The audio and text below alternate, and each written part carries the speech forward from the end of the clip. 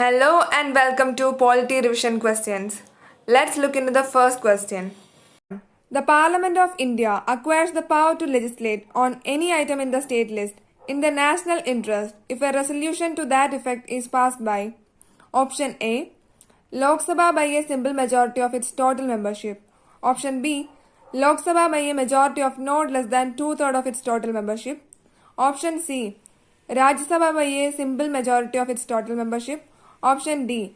Rajya Sabha by a majority of not less than two-thirds of its members present and voting. The right answer is option D. Rajya Sabha by a majority of not less than two-thirds of its members present and voting.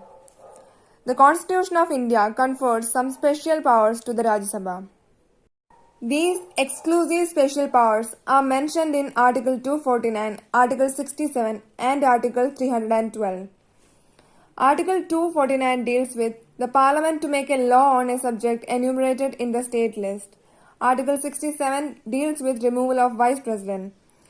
And Article 312 deals with the Parliament to create new All India services common to both the centre and states. These are the special powers enjoyed by Rajya Sabha. Parliament of India can place a particular law in the 9th schedule of Constitution of India.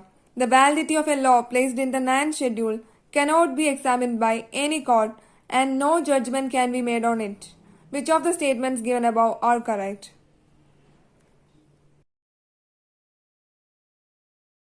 The right answer is option A. The second statement is wrong because in 2007, the Supreme Court ruled that the laws included in the schedule of 9th schedule after 24th April 1973 will be open to judicial review. This famous case is also known as I.R. Coelho case or 9th schedule case. Now let's look into the question 3. With reference to the Parliament of India, which of the following parliamentary committees scrutinizes and reports to the House whether the powers to make regulations, rules, sub-rules, bylaws, etc. conferred by the Constitution or delegated by the Parliament are being properly exercised by the Executive within the scope of such delegation? Option A. Committee on Government Assurances. Option B. Committee on Subordinate Legislation. Option C. Rules Committee. Option D. Business Advisory Committee. The right answer is option B. Committee on Subordinate Legislation. This committee examines and reports to the House whether the powers to make regulations, rules, sub-rules and bylaws delegated by the Parliament or conferred by the Constitution to the Executive are being properly exercised by it. In both the houses, the committee consists of 15 members. It was constituted in 1953.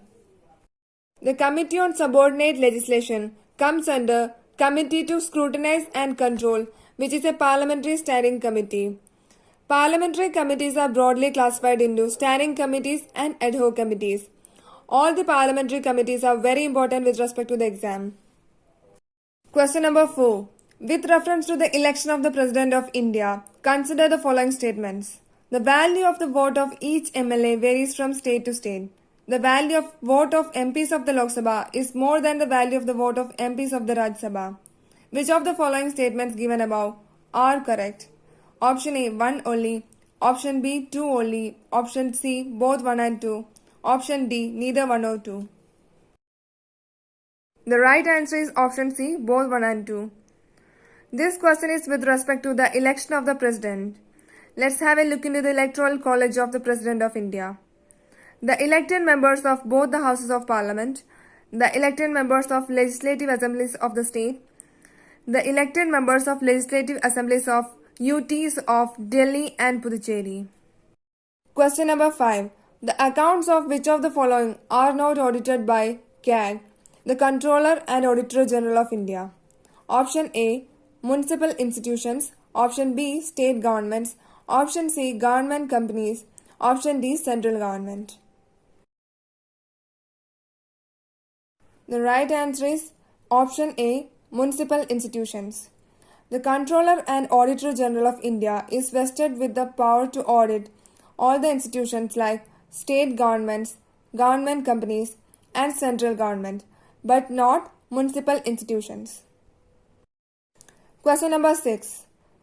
Test of reasonableness is a very important consequence under the following articles. Option A, Article 13, Option B, Article 14, Option C, Article 15, and Option D, Article 16. The right answer is Option B, Article 14. What is the test of reasonableness under Article 14 of the Indian Constitution? It states that it should not be arbitrary, artificial, or evasive. It should be based on an intelligible differentia, some real and substantial distinction which distinguishes persons or things grouped together in the class from others left out of it. Question number 7.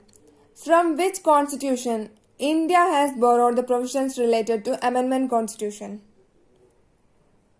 Option A, Weimar Republic of Germany. Option B, South Africa. Option C, Ireland. Option D, Canada. The right answer is Option B, South Africa. The Government of India Act of 1935 is the major source of Indian Constitution. The South African Constitution has given procedure for amendment of the Constitution and election of members of Rajya Sabha. Question number 8. In India, legal service authorities provide free legal services to which of the following type of citizens? Person with an annual income of less than 1 lakh, transgender with an annual income of less than 2 lakh, member of other backward classes with an annual income of less than 3 lakh, all senior citizens. Select the correct answer using the code given below. Option A, 1 and 2 only. Option B, 3 and 4 only. Option C, 2 and 3 only. And option D, 1 and 4 only. The right answer is option A, 1 and 2 only. In India, legal service authorities provide free legal services to person with an annual income of less than 1 lakh and transgenders with an annual income of less than 2 lakh. Question number 9. The reports of the Controller and Auditor General of India relating to the accounts of the state are submitted to which among the following? Option A, President. Option B, Parliament. Option C, Chief Minister. Option D, Governor. The right answer is option D, Governor. The keyword, the accounts of the state, guide us to the right answer, that is Governor. Question number 10. Which of the following comes under the definition of law as per Article 13? Constitutional Amendment Act, non-legislative sources of law like customs, statutory instruments. Option A, 1 and 3. Option B, 1 and 2. Option C, 2 and 3. Option D, all of the above. The question number 10 is a homework question for all of you. Thank you for being with us throughout the session. Do write your score out of 9 questions which we practiced today and write your opinions as well. Subscribe our channel Analyst IAS for more such practice sessions.